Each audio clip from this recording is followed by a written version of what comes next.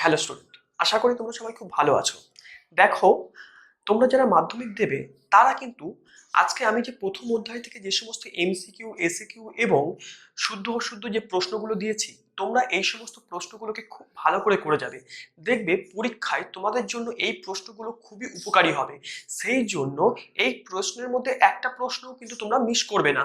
প্রত্যেকেই তোমরা এই প্রশ্নগুলোকে দেখবে। তোমরা যারা এবছর মাধ্যমিক দেবে 2026 সালে তাদের জন্য ইম্পর্টেন্ট, এবং এর পরেও যারা দেবে মাধ্যমিক তাদের জন্য কিন্তু এই প্রশ্নগুলো খুবই গুরুত্বপূর্ণ। সেহেতু তোমরা একটা প্রশ্ন স্কিপ না করে খুব সুন্দরভাবে দেখে যাবে, এবং আমি এর পরের ভিডিওতে আমি তোমাদের এই চ্যাপ্টারগুলোতে আস্তে আস্তে বুঝিয়ে দেবো। যেহেতু তোমাদের সামনে পরীক্ষা, সেহেতু আমি এখন এই শুধুমাত্র প্রশ্নগুলো দিয়ে যাচ্ছি, এবং এরপরে আমি আরো অন্যান্য চ্যাপ্টারগুলোর প্রশ্ন আমি তোমাদেরকে দেব। তাহলে তোমাদের পরীক্ষাটা খুব ভালো হবে, এবং এর পরের বছর যারা মাধ্যমিক দেবে তারাও কিন্তু এই প্রশ্নগুলোকে ভালো করে অভ্যাস করে যাবে, এবং এখন থেকে ভালো করে পড়তে লাগো। তাহলে দেখবে পরের বছর পরীক্ষার সময় তোমাদের কাছে টেস্ট পেপার সলভ করতে লাগার সময় কিন্তু কোনোটাই কঠিন বলে মনে হবে না। তাহলে তোমরা দেখে নাও যে প্রথম অধ্যায় বহির্জাত প্রক্রিয়া ও তাদের দ্বারা সৃষ্ট ভূমিরূপ, এখান থেকে প্রশ্নগুলো দেখো। প্রথমের প্রশ্নটা কি আছে দেখো তো। দেখো, এখানে লেখা আছে যে বহির্জাত প্রক্রিয়ায় শক্তির মূল উৎস কী। তাহলে আমরা সবাই জানি বহির্জাত প্রক্রিয়ায় শক্তির মূল উৎস হচ্ছে যে সূর্য। এবার 2 নম্বরের প্রশ্ন দেখো কি আছে, যে প্রক্রিয়ায় বিভিন্ন প্রাকৃতিক শক্তি ভূপৃষ্ঠের উপর কাজ করে ভূমিরূপের পরিবর্তন ঘটায় তাকে কি বলে। এটাও আমরা সবাই জানি, বহির্জাত প্রক্রিয়া। এবার আমরা দেখব পরের প্রশ্নগুলো।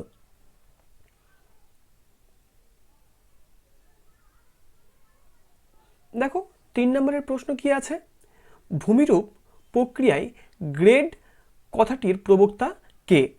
সেটা হচ্ছে গিলবার্ট। এবং 4 নম্বরের প্রশ্ন দেখো কি আছে, যে প্রক্রিয়ায় ভূমিরূপের উচ্চতা বৃদ্ধি পায় তাকে কি বলে। উত্তরটা হচ্ছে আরোহণ। তারপরে দেখো 5 নম্বরে কি আছে, যে প্রক্রিয়ায় ভূমিরূপের উচ্চতা হ্রাস পায় তাকে কি বলে। সেটা হচ্ছে অবরোহণ। 6 নম্বরের প্রশ্ন দেখো কি আছে, প্রধান নদী, উপনদী ও শাখা নদী বিধৌত অঞ্চলকে কি বলে। সেটা হচ্ছে নদী অববাহিকা। এবার দেখব আমরা 7 নম্বরের প্রশ্নে কি আছে।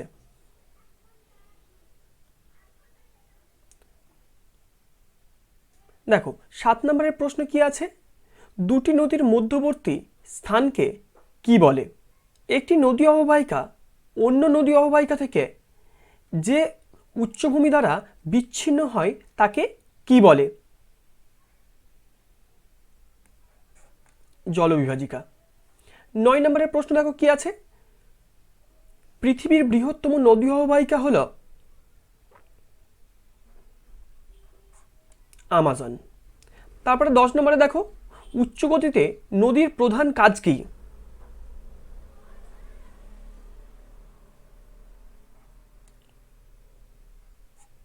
ক্ষয় কাজ। এবার 11 নম্বরের প্রশ্ন দেখো, এটা কিন্তু প্রচণ্ড গুরুত্বপূর্ণ। এই প্রশ্নটা কিন্তু বারবার পরীক্ষায় এসেছে। নদীর গতিবেগ দ্বিগুণ হলে বহন ক্ষমতা বৃদ্ধি পায় কত গুণ।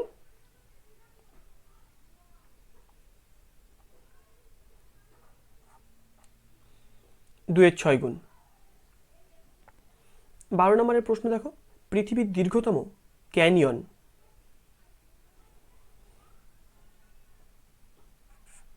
Grand canyon. তারপরে দেখো, পৃথিবীর প্রশস্ততম জলপ্রপাত হল মেকং নদীর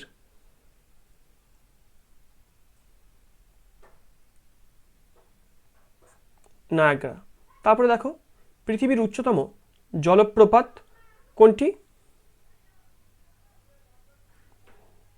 অ্যাঞ্জেল। 15 নম্বরে দেখো, কোন প্রাকৃতিক শক্তির ক্ষয়কার্যের ফলে মন্থরকূপ সৃষ্টি হয়।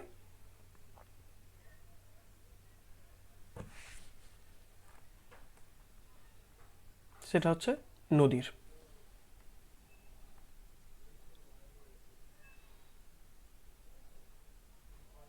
16 নম্বরের প্রশ্ন দেখো, ভারতের বৃহত্তম নদী মধ্যস্থ দ্বীপ বা চর কোনটি? সেটা হচ্ছে মাজুলি।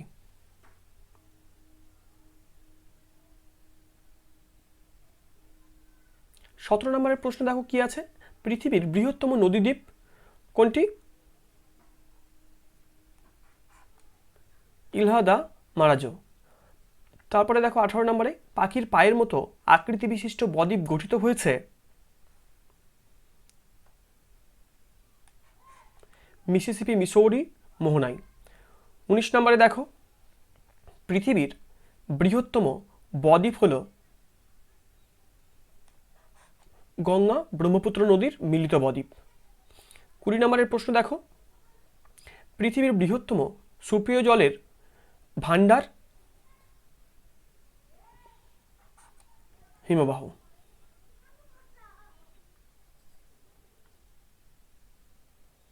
21 নম্বরের প্রশ্ন কি আছে দেখো, পৃথিবীর দীর্ঘতম হিমবাহর নাম কি? আন্টার্কটিকার মেসার্ভ। হিমশৈল কত ভাগ সমুদ্র জলের উপরে থাকে?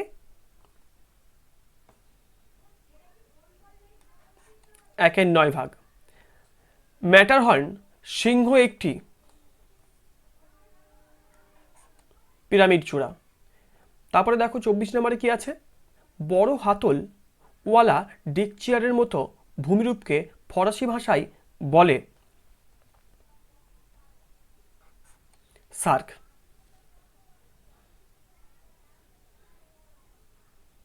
25 নম্বরের প্রশ্ন কি আছে দেখো, হিমশৈলের প্রধান উৎস হল হিমবাহ।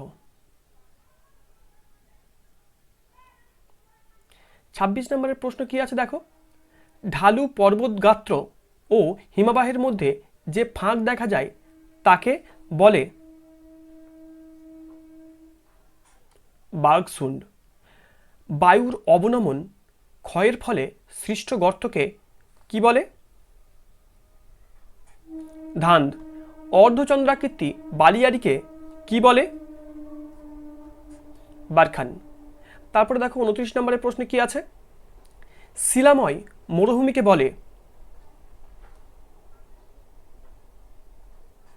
হামাদা। তারপরে দেখো 30 নম্বরের প্রশ্নে কি আছে, পৃথিবীর বৃহত্তম মরুভূমি সাহারা।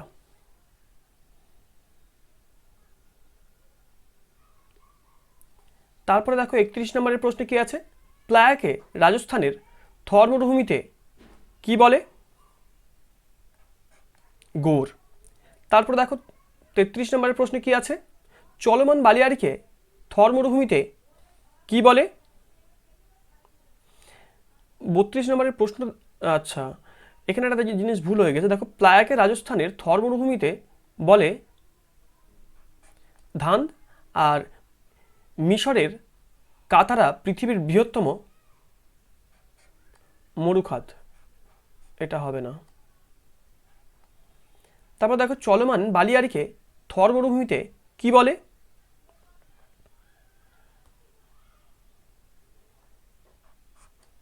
প্রিয়ান। মরু অঞ্চলে বায়ু ও জলধারার মিলিত কার্যের ফলে সৃষ্ট ভূমিরূপ হল পেডিমেন্ট। তারপর দেখো 35 নম্বর প্রশ্নে কি আছে, পৃথিবীর বৃহত্তম লোয়েস সমভূমি অবস্থিত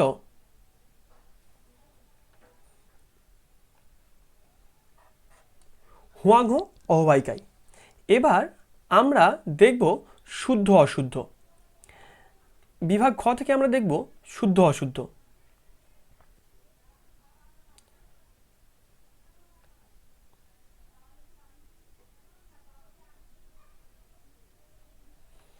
দেখো প্রথমের প্রশ্নটা কি আছে, আরোহণ একটি সঞ্চয় প্রক্রিয়া, এটা কিন্তু শুদ্ধ।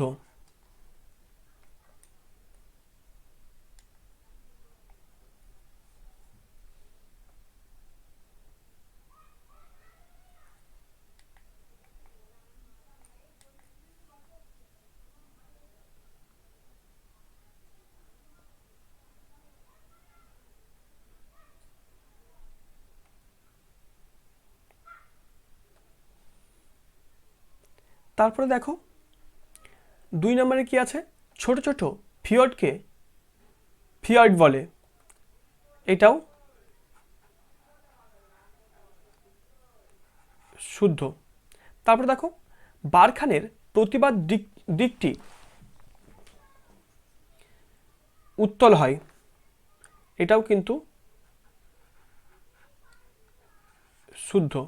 তারপরে দেখো 4 নম্বরে কি আছে, পার্বত্য অঞ্চলে নদীর পার্শ্ব ক্ষয়ের তুলনায় নিম্ন ক্ষয় কম হয়, এটা কিন্তু অশুদ্ধ। তারপর দেখো ইয়ারদাং আরও তীক্ষ্ণ হলে তাকে নিডিল বলে, এটা কিন্তু শুদ্ধ। তারপরে দেখো 6 নম্বরে কি আছে, হিমরেখার উচ্চতা মেরু থেকে নিম্নরেখার দিকে ক্রমশ কমে আসে, এটা অশুদ্ধ। তারপরে দেখো ঝুলন্ত উপত্যকায় জলপ্রপাত গড়ে ওঠে, এটা শুদ্ধ।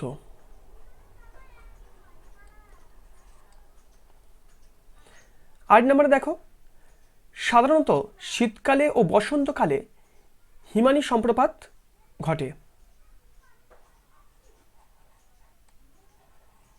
শুদ্ধ।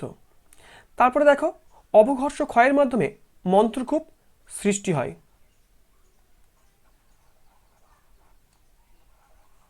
শুদ্ধ। 10 নম্বরে কি আছে দেখো, ধনুকাকৃতি বদ্বীপ ব্যঞ্জনী বদ্বীপ নামে পরিচিত, এটাও শুদ্ধ।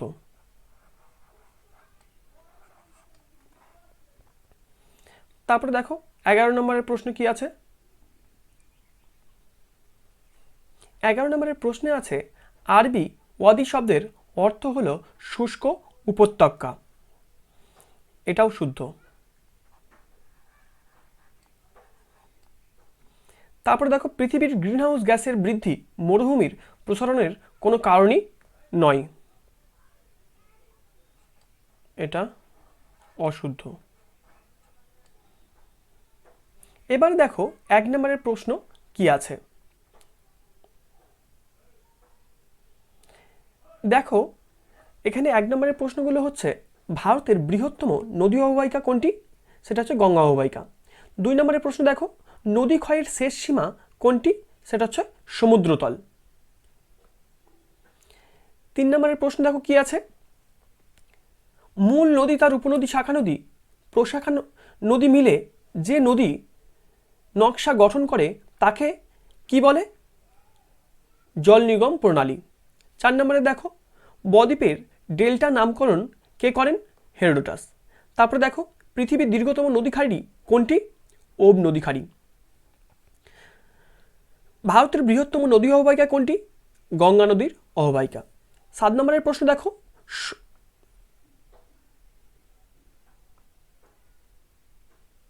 শুষ্ক অঞ্চলের গিরিখাতকে কি বলে, ক্যানিয়ন। 8 নম্বরের প্রশ্ন দেখো পিরামিড চূড়া সুইস আলপস কি নামে পরিচিত, হর্ন। হালকা ও অতি সূক্ষ্ম তুষারকণাকে কি বলে, নেভে বা নিব। নেভে জমাটবদ্ধ হয়ে বরফের মাঝামাঝি অবস্থায় সৃষ্টি হলে তাকে কি বলে, ফিন বা ফার্ন। ভাব কি, কেটল হ্রদের তলদেশে স্তরে স্তরে সঞ্চিত পলিকে ভার্ব বলে।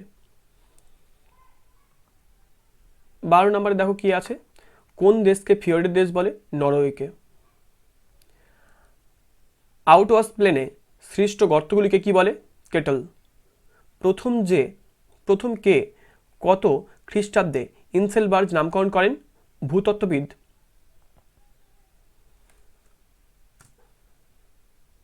পাসার্জ 1904 খ্রিস্টাব্দে। বায়ুর অপসারণের ফলে সৃষ্ট গর্তকে মঙ্গোলিয়ায় কি বলে, প্যাংকিয়াং হল।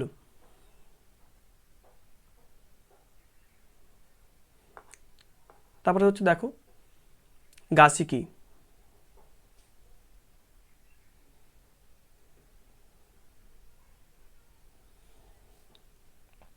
শিব বালিয়ারির মধ্যে যে প্রস্তরময় করিডোর থাকে তাকে সাহারায় গাছি বলে। বোনহার্ড কি? ইনসেলবার্জে আরও ক্ষয় প্রাপ্ত হয়ে গোলাকার মাথা বিশিষ্ট ঢিপিতে পরিণত হলে তাকে বলে বোনহার্ডস। একটি শীতল মরুভূমির নাম করো। গোবি মরুভূমি। সাহারা মরুভূমি সবচেয়ে বড় ইয়ারদাং কোথায় দেখা যায়? তিবেস্তিতে। তারপর দেখো লাস্ট প্রশ্ন, সেটা হচ্ছে যে 20 নম্বরের, সেটা হচ্ছে বারখানেট কি? পাশাপাশি অবস্থিত বারখান বালিয়াড়িগুলিকে পরস্পরে যুক্ত হয়ে গেলে বৃহৎ বারখান গড়ে ওঠে, তাকে বারখানেট বলে। তোমরা এই প্রশ্নগুলোকে ভালো করে করতে থাকো, আসন্ন পরীক্ষায় তোমাদের এগুলো খুবই কাজে লাগবে।